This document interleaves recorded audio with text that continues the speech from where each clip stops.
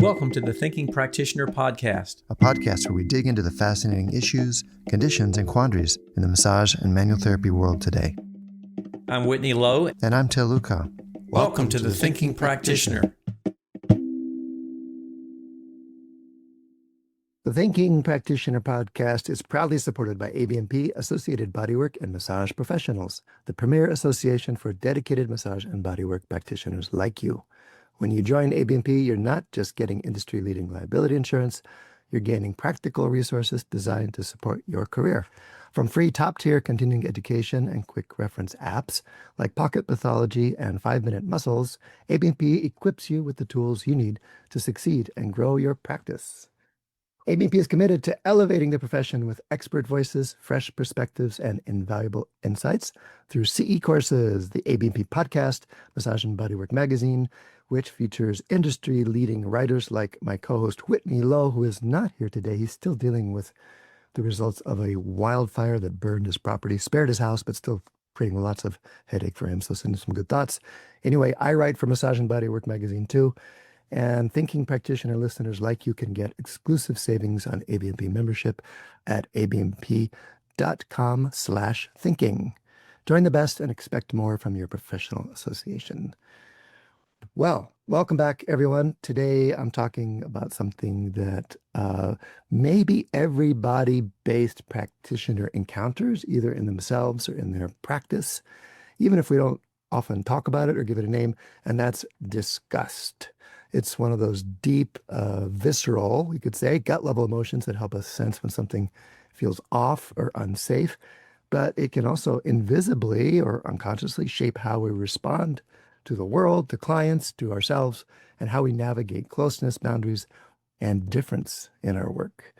So understanding disgust, what it's for, when it's helpful, when it can even misfire, can help us show up with more clarity and compassion.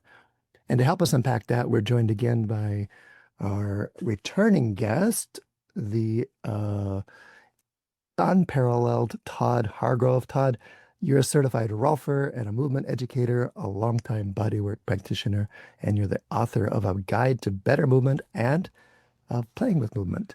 And a lot of our listeners will know about your blog at bettermovement.org, where you blend neuroscience, somatics, and practical insights. Welcome back, Todd. Thanks for having me. So your recent article on Disgust caught my eye because not many people are writing about it in the way you were. And I got interested in the topic as a part of a deep dive into inflammation. I realized at some point inflammation was such a key factor in so many of the things that I was thinking in my practice, but also in myself and in my family, and want to understand it better, and came across this idea of the behavioral immune system, and got intrigued with the ways that our behavior is part of that mechanism. And I don't know if it's works two ways, but the ways that our feelings, emotions, reactions are a reflection of, or maybe influence our physiological processes as well. So in your article, you explore how that works in the body and shapes our behavior and even plays out in the social world some. In it, you talk about being inspired by the behavioral immune system, the work of Mark Schaller and Damian Murray, who have studied how disgust evolved to help us avoid disease and danger. Todd, thanks for listening through all that. Can you start us off by saying what drew you to that idea and how it shaped your thinking about disgust? Yeah, well, I mean, the idea of understanding why we have emotions or feelings or perceptions from an evolutionary perspective has always been like a very strong interest of mine. Learning about evolution in general, I find interesting. Evolutionary psychology is an interesting topic. Just the idea that our perceptions, our emotions, including pain, I guess that's kind of a starting point. You know, pain is a certain kind of a perception or an emotion or a feeling we have, and there's a purpose for it. There's an adaptive value. It evolved to protect us from perceived danger and motivate us to engage in behaviors that are going to protect us, such as don't move your sprained ankle. If you do, it won't heal and you'll get eaten by a leopard because you won't be able to move around or something like that. So pain modifies our behavior. Pain modifies your behavior. That's its function. When we understand its function, We can understand its logic a little bit, make better predictions about the kinds of environments or perceptions or information that's going to modify the pain. And we can understand a little bit about why chronic pain happens and why it's going on for too long. We might surmise that the system isn't functioning as it should. Something's gone wrong. So I think that understanding the function of emotions is really important for kind of getting a better idea of why that emotion's being activated and how to help with it. So how should we define it up front here? What is disgust? Disgust, well, it seems like the function of disgust is, as you said, it's part of the behavioral immune system. So inflammation is part of what's fighting infections. Microscopic infections get inside the body. Inside the body. System fights them. Behavioral immune system is trying to get you to get involved in behaviors that keeps you away from the infections in the first place and make sure that they don't get inside your body in the first place. And the way it manifests is a feeling of aversion from stimuli that indicate the likelihood of microbes that can infect you. So when we're disgusted, there's a certain feeling. Everyone gets a certain look on their face that's kind of consistent across cultures. Different people are disgusted by different things across cultures and across individuals, but there's certain things that everyone tends to be disgusted by, such as rotting meat, carcasses, animals or insects that often carry disease, Bodily fluids, visible signs of infection. So everybody tends to be aversive towards those things. You're engaging in behavior that keeps you away. And one of the interesting things about it is that you want a response that will keep you completely away from this stimulus. The thing about infections is even the tiniest exposure to them in a microscopic amount or an invisible amount can be deadly to you. So you want a behavior that's like, I don't want even the tiniest bit of this thing. I want to stay away from it as far as possible. So the common thing in all those discussed examples you mentioned being the potential for infection. The potential for infection. Infection is a special kind of danger to humans. It's invisible. So we need a behavior that's like, I want to get as far away from that as possible. It's not this everything's okay in moderation type of an attitude, which we might normally have. Which we could have used during COVID, but didn't find anywhere because perhaps we were collectively experiencing this reaction. Who knows? So maybe another time. No, it's a perfect example. COVID inspires you. And so there's a rational basis for this reaction. There is a reason all animals, even primitive ones, have this kind of innate aversion to things and staying away from them in any amount at all. But because it's such a primitive neural structure, it becomes the building block for other types of emotions and perceptions and activities where this becomes maybe not so adaptive. You can start to apply these ideas of purity. The psychologist Jonathan Haidt thinks that our innate capacity to feel disgust starts getting involved in moral considerations like in-groups and out-groups, ideas of purity and ritual and cleanliness that get involved in religion. That's why it's an especially interesting topic. His book, The Righteous Mind, was really a good read and a great introduction to that kind of the way of thinking. That was what introduced me to it. His moral foundations theory, all of these ethical ideas we have kind of boil down to these basic, fundamental, innate psychological orientations we have. And might be physiological in this case too. There's a physiological. This case is pretty almost physiological as well, yeah. Yeah. Okay, so why do some people seem more easily disgusted than others? Or why are some things disgusting, some not? Well, there's this, pretty much everyone's disgusted by, those kind of 4 or 5 categories of stimuli that I mentioned, like the rotting meat and the carcasses and things like that. But you can start to develop these kind of idea systems and cultural ideas, which are kind of applying the disgust idea to um, different considerations. So there's a lot of uh, religions that have food purity laws. So this idea that some things are impure starts to get involved in the way they eat in their diet. And it kind of makes sense that diet would be an especially connected idea to this behavioral immune response. When I was part of what got me interested in this idea of disgust as well was when I used to read a lot about nutrition online in the 2000s and all these nutrition blogs, I noticed people are very, very sensitive about this issue. The idea that a certain kind of food is toxic or impure.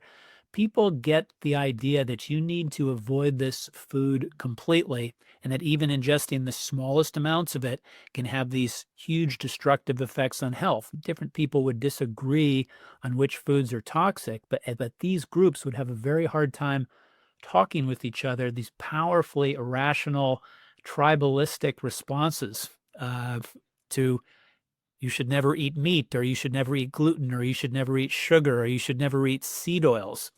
In nutrition, the idea, a pretty good idea is that everything in moderation, but many nutritional camps are like, no, some things cannot be had in moderation at all. You need to avoid these things completely, almost like you'd be infected by it.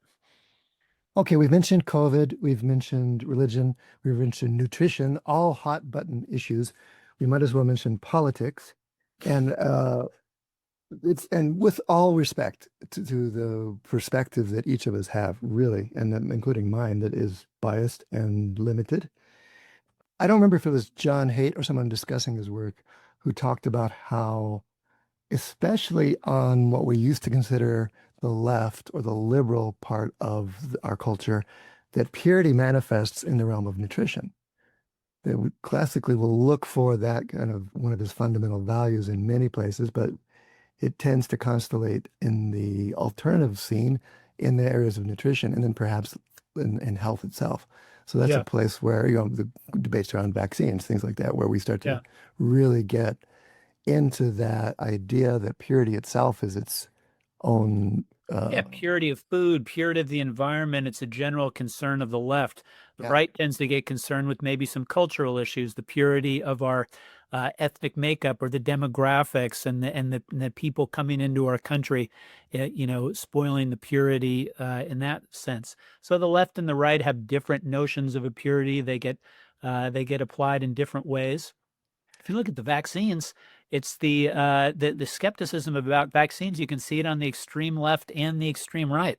Actually, when COVID hit, John Haidt and others may have predicted that would have actually been the conservatives that would have been more afraid of COVID and more interested in purifying themselves from this potential toxin. Because it was his idea that conservative ethics in general are more concerned with purity. But it didn't come out that come out that way. It comes out with the conservatives almost being more afraid of the vaccines than the virus, or at least some of them. And it was the left that became extremely oriented towards zero exposure to COVID. So things didn't come out exactly the way Haidt may have planned, but there's no doubt that notions of purity and keeping yourself safe from infection based on behavior became an incredibly salient issue in American politics, and people were totally unable to agree with each other about what should be done. Both sides felt that their sacred values were being infringed upon. And that's kind of another aspect of disgust, is that we're not like adding up costs and benefits of things. We are totally on one side. There's no amount of cost that we should pay to infringe on this zone of purity. Once you're in the zone of purity, there's no infringement in there that we can have it all. So for some people, it was needles in the arms. Some people, it was the government telling them what to do. Other people, it was the virus. And the sides couldn't talk to each other at all, because you're looking at sacred values here, which cannot be quantified or We scaled cannot in that sense. quantify those things at all. That's exactly right. And with a virus, you can't quantify how much is safe to have. It has to be a zero amount. And with a sacred temple or a sacred site or a sacred land, there's no amount of infringement on that that's okay. Now, I'm sure we're offending someone already. It's impossible to talk about these. I'm sure we are. Yeah. Yeah, it's impossible to talk about these things without somehow making generalizations that aren't accurate or even offensive. So, Right. my apologies as a host, but I'm so glad we are talking about it. And my own reading on this with Haidt and others really helped me understand the landscape and the differences I encountered with people, not just in the realm of how they felt about COVID, but even the ways they feel coming in to my practice about their own bodies, say, or the ways that students who would come to my trainings would talk about their clients, about having difficulty with certain clients or certain body styles or things like that. It really started to help me map out, like, this is our innate or behavioral immune system in some ways manifesting itself in our preferences. And Yeah. I mean, kind of bringing this, away from politics, where we're just going to offend people, and I'm not in any way an expert on that. And to something more related to therapy.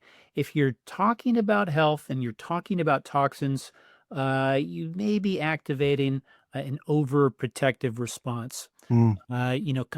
OCD, people with more OCD are more tend to have a higher response to disgust than other people. Obsession with correct eating, orthorexia or anorexia, excessive avoidance of certain kind of dietary things. It shows up less in people trying to purify their movement patterns, but it does show up with people that are extremely concerned with posture or correct movement patterns, not anywhere near as much as diet, because that's like literally taking something into your body. I have had clients who are very, very concerned with, this movement is killing you or this posture is killing you. And the idea that even tiny amounts of that, dysfunctional movement pattern is going to be bad for you. And they're kind of ignoring the fact that everything in moderation, and in fact, small amounts of toxic things can actually be good for you, from hormesis, right? From the idea that what doesn't kill you makes you stronger. Tell us a little more about that. Yeah, so the dose makes the poison in many cases, and the dose makes the cure. And sometimes small doses of things that are bad for you. Well, exercise. Exercise is a stress. It's a stress in the body. Too much of it will kill you, but and too little of it won't do anything for you. But the right amount of stress in the body is good. There's all sorts of stresses and kind of dangerous things in the world that can build us up and make us stronger. There's some of them you do, like, you don't want to get any amount of COVID, probably, but it does build immunity. So isn't part of the difficulty in talking about these things the differences in how we feel about absolute anything versus relative anything? So absolute purity means like no molecules of this or no viral particles or no amount is going to be good. Relativism, which is the counterpoint, would say, well, it's all shades of gray, and if we can quantify it or put it in some kind of proportion, then maybe we can manage the risk. Aren't those two fundamentally different ways of looking at things part of what we run into? Yeah, I think the problem is figuring out which is which. I mean, there are some cases where you do need to really avoid tiny amounts of things. That's why Disgust got there in the first place. But it just ends up applying to so many other situations. And it's not just Disgust; it's other types of, behaviors that are either tribalistic or kind of biased in one way or another, biased in favor of protecting you from a perceived threat, and you become overprotective. So how do you think what are your hallmarks of healthy disgust? What's that makes it healthy or unhealthy or functional, non-functional? Well, I think if you're talking about something that definitely isn't, I think it's definitely good to be applying that to rotting meat and other things like that. Okay. But I think it's good to be aware of the cases where it's really kind of driving some some ideas where it's just not applicable at all. Like in the realm of politics, you hear people talking about impure people on the other side who are like rats or vermin or these animals that we're all disgusted in. That's obviously does a lot more harm in the world than it does good. And in the realm of trying to be healthy yourself, any sort of kind of avoidance behavior that seems extreme, that seems excessive, that seems anxious, and you're not really scaling that with the available evidence. If you're avoiding something with extreme caution that other people seem to be doing just fine, taking it in, it's worth considering how rational that response is. I mean, maybe you know something that everyone doesn't, and you're really smart, or maybe you're getting kind of carried away with this kind of ancient, primal, innate protective mechanism. Give us some examples from your article if you can remember them. We can go look them up if you don't. You have some fascinating examples of, again, what you're calling the irrational ways that disgust can I've manifest. noticed that if you go to Whole Foods and you're scooping out what is it like if you're scooping out some of the bulk items, there's organic items and there's inorganic items, and they have different scoops. The idea being that like even the tiniest amount of of a non-organic curry will be a problem. It It's kind makes of it interesting. untouchable, you could say. It's kind of an untouchable situation. I know a lot of vegetarians, and I totally respect vegetarians and them doing it for whatever they want. But I have noticed that some of them, at least a few that I knew, the tiniest amount of a meat-like product touching their food makes them feel physically ill. Um, I know that my experience following people in the paleo world, there can be a very idea of the purity of whether or not something's paleo, and it can get very silly where there's this is a paleo candy bar, things like that. All right. You said you had some passages from Steven Pinker's The Blank Slate. I got one here. It said, people won't eat soup if it's served in a brand new bedpan or if it's been stirred with a new comb or fly swatter. You can't pay most people to eat fudge baked in the shape of dog feces or to hold rubber vomit from a novelty store between their lips. One's own saliva is not disgusting as long as it is in one's own mouth, but most people won't eat from a bowl of soup into which they themselves have spat.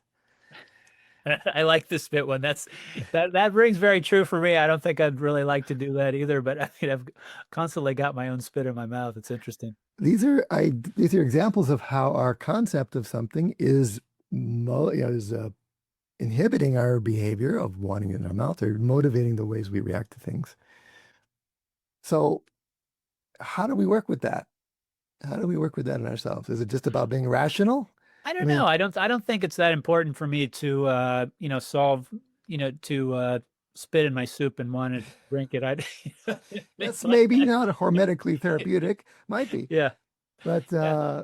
or let me put it this way: where does that get in our way? You've mentioned some tribal or cultural ways. I've flagged some places in our practices that it can leave us less open to our clients. Well, I think in general it's a good idea. I mean, I kind of like to study ways in which people are predictably irrational. Disgust is just one of them. You've also got my side bias and tribalism and confirmation bias, all of these, biases that tends to make you, preferentially notice evidence that confirms your existing viewpoints, suggests that your group is the good group and the other group is the bad group.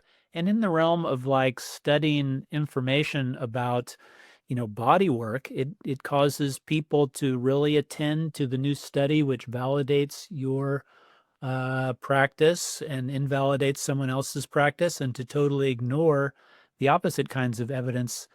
So I like to learn as much as I can about those kinds of ways where humans are systematically and predictably going to be wrong about something, because the more you can be right about things, the more you can help your clients. Yeah, I think understanding it as a shared human mechanism that's at work in me too. Even if I see people's disgust reactions that don't make sense to me, it's at work in my own uh, predispositions to attitudes. Yeah, it's something that's kind of like, I mean, all of this stuff is so divisive and polarizes, and it causes people to fight, that I think it's a little bit humanizing to Uh, realize that all of us have some version of this thing in the back of our minds that's driving us, and it's driving us in different ways. But everyone thinks something is sacred. One thinks something is untouchable. There might be some better and worse ways to go about that, but that there's more we have more in common than we do differently. That's another reason I like this John Haidt's moral foundations idea, is that as different as these ethical systems seem, there is something in common in kind of like the root fundamentals. They just get scrambled and applied in different ways. all right, so I'm thinking I'm back in the practice room, and I'm thinking if we notice our own aversion, well, actually, let me back up for a second. Aversion maybe we should have called the episode aversion or something, because that's the more generalized expression of this thing we're talking about, isn't it?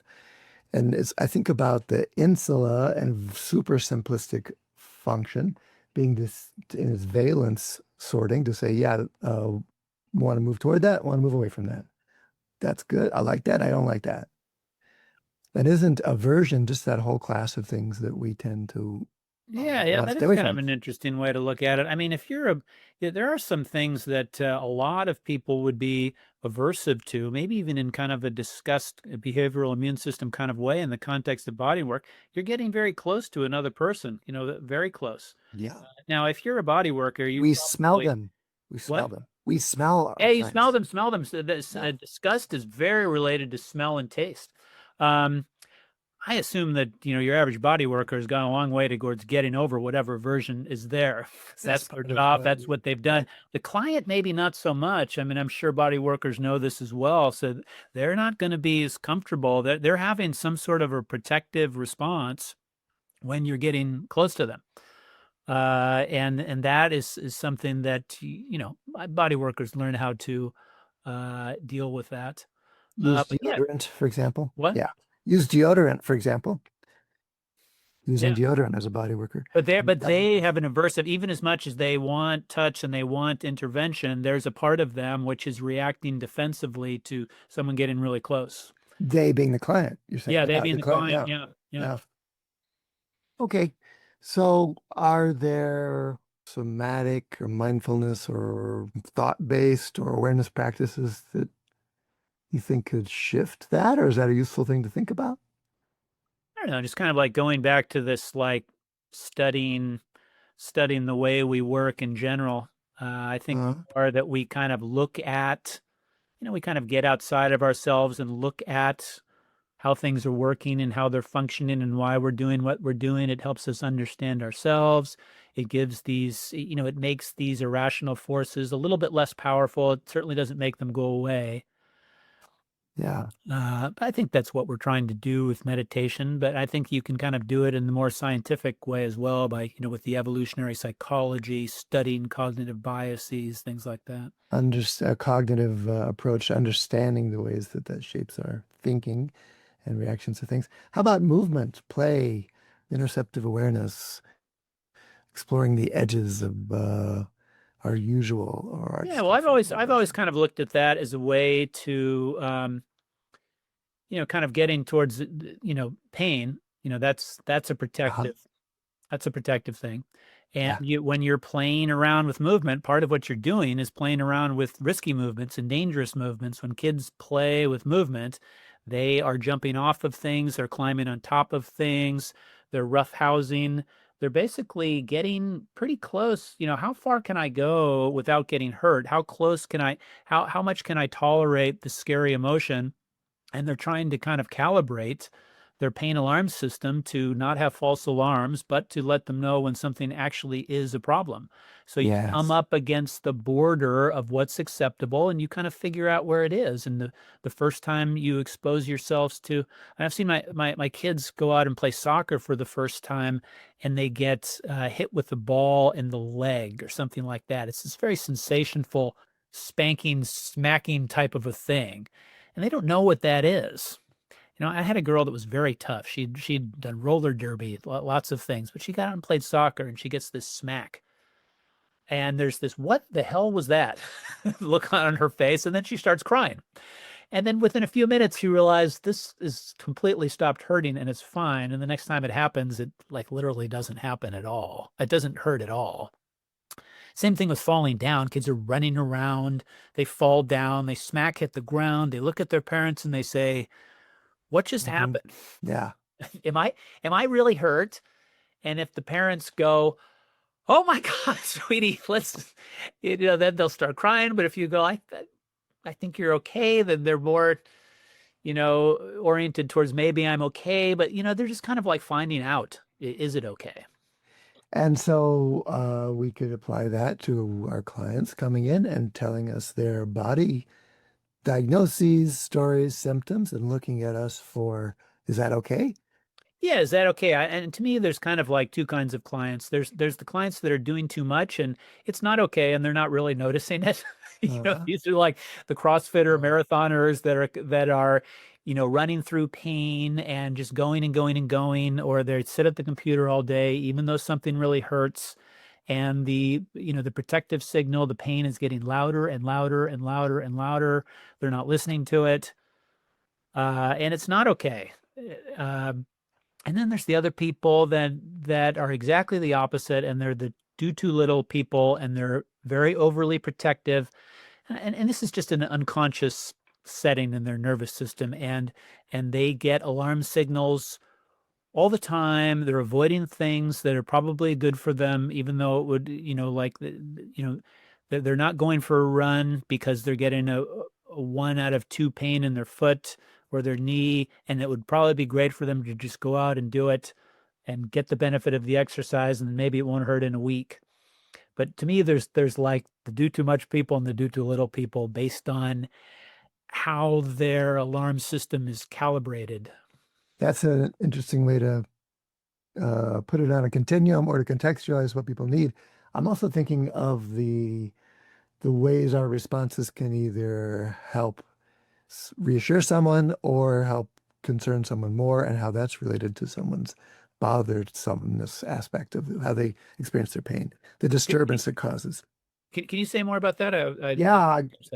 Well, the way we react to our clients' reports, or even them coming in and telling us about their symptoms and diagnoses, can normalize, reassure, get curious, move towards it, or it can reinforce whatever fears or nocibic reactions they have already going on around that. Absolutely. Yeah, absolutely. Absolutely. The way we react, I think that the curiosity is a very good state of mind because it just kind of wants to know more, and it's less judgmental. I mean, any kind of a curious mind is like I just want more detail. I'm not making a judgment. I'm just want to know more detail. And it's doing a couple other things. It's shifting the insula's assessment of like, I got to move away from this to maybe I can actually move towards it a tiny bit. And it's giving me a chance to discover something that might not validate my confirmation bias. It's something new, something novel that I didn't expect and might actually shift. Yeah, it's the right idea. It's the right mindset for the therapist when they're talking and they're listening and they're curious about the client's problem. It's the right idea for you as you're on the yoga mat, as you're exercising, as you're moving. You get this possibly troubling feeling somewhere that's causing anxiety and fear and things like that, and you can move to a more curious state where you're not making these judgments about I'm screwed, my back is broken, my running career is over, and more like this curiosity where you see in a little bit more detail exactly where the pain is, the nature of the pain, Yeah. when it came up, things like that. We get more refined in our perception of it as opposed to just our prediction of what's happening there, Yeah. and end up having a different relationship to it. Yeah. There's this, the sensory discriminative aspect. What is it? Where is it? Exactly what is it? And then there's that much more judgmental. How bad is it? How long will it last? And we can go there too much. There you go. Okay, so maybe this field, movement education, body work, manual therapy, could be modeling or catalyzing ways of working with disgust that could actually help the world beyond our practice room. Who knows? Might change the ways that we are in the world. or it's just a curious, interesting thing to learn. I'm there now. I'm not sure how much practical value my Disgust article has for saving the world, but If it helps us be curious or helps us be less reactive toward difference, that's a good thing in that's a good thing. Yeah. because I mean, at its fundamental level, the immune system is saying me, not me. Me, not me. And not me is the assessment, automatic assessment, danger or threat. Yeah. Not me. Kill it with fire. There you go. Inflammation. So yeah, right. So if we have some other reactions possible or other ways to approach it, that might change not only our internal physiology, but maybe the ways we behave individually and collectively. Yeah. I want to stand by that. Okay. What's something, an insight or an idea or a practice that you would like listeners to try after listening to our conversation? I think this idea of being more mindful about the ways that you're trying to protect yourself during movement, during stretching, during exercise, during the ways that you think about other people, and being being kind of like curious of what's going on, more than judgmental, as as a way to get a different perspective on whatever it is that's threatening. That's awesome. It's been a thought-provoking, interesting, grounded conversation. And I like how you're helping us look at disgust, not as something to be disgusted about and to avoid, but as a experience or internal signal that we can actually be curious about, learn from. It helps us understand boundaries, empathy, connection, difference at deeper levels. And its relevance to practitioners. If you've made it this far in the episode, listeners, you probably have found it, but it helps us realize that we encounter all kinds of subtle aversion in our work and our attitudes and our assumptions, and meeting those things with curiosity can help transform both the ways we think about things and the ways we interact with people and care for them. Todd, we're going to put a link to your great blog and article in the show notes. What else do you want to point people towards or flag people and how they can learn more about what you're up to? So I've got the blog is now at toddhargrove.substack.com. Thank you. What I'm doing there right now is kind of publishing an online book that is an evolutionary perspective and also a developmental perspective on a movement. So each chapter takes kind of a primal, basic movement like crawling, rolling, walking, running, reaching, throwing. And it gives kind of an account for how the movement emerged on an evolutionary time scale. For example, humans are good at climbing because our ancestors used to live in the trees, and also how the movement emerges on a developmental time scale. For example, babies learn to crawl before they can walk and stuff like that. And then so the idea is to kind of just understand movement a little bit better using those perspectives, get some ideas of what's fundamental, what comes first, how you progress and regress different movement capacities, and just to kind of geek out on movement in general. It's awesome. I enjoy the things you put out. And so we'll put a link to that for sure. And it's exciting, this new direction you're going. Listeners, if you've been stimulated by this or have ideas or reactions, or if we triggered you and you want to vent, Send us an email. We want to hear about it. And especially how to show, you want to hear how these ideas are showing up in your practice or your life. I'm going to do thank our sponsors. Our ending sponsor today is Books of Discovery. They've been a part of the massage therapy and bodywork world for over 25 years. Nearly 3,000 schools around the globe teach with their textbooks, e-textbooks, and digital resources. Books of Discovery likes to say, learning adventures start here. They find that same spirit here on the Thinking Practitioner podcast, and they're proud to support our work, knowing we share the mission to bring the massage and bodywork community thought-provoking and enlivening content that advances our profession. Instructors of manual therapy education programs can request complimentary copies of Books of Discovery's textbooks to review for use in your program.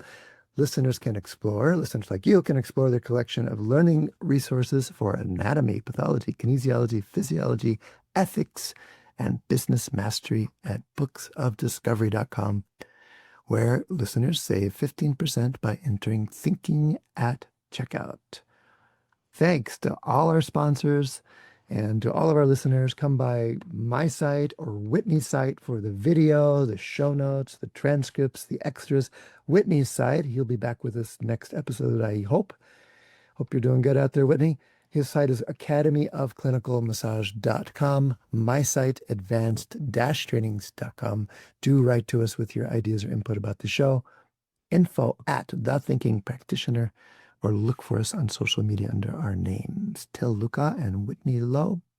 And we'd appreciate it, of course, the usual podcast stuff. We really appreciate it if you would rate us on Spotify or Apple Podcasts or wherever you listen, because it does help other people find the show and helps our sponsors continue to support the work Whitney and I are doing. Take a few seconds now to go do that if you would. Thanks as always for coming by, and please tell a friend. And Todd Hargrove, thank you for taking the time and sharing your ideas with the world and taking the moment to, again, share with our listeners here today. Thanks for having me. Take it easy.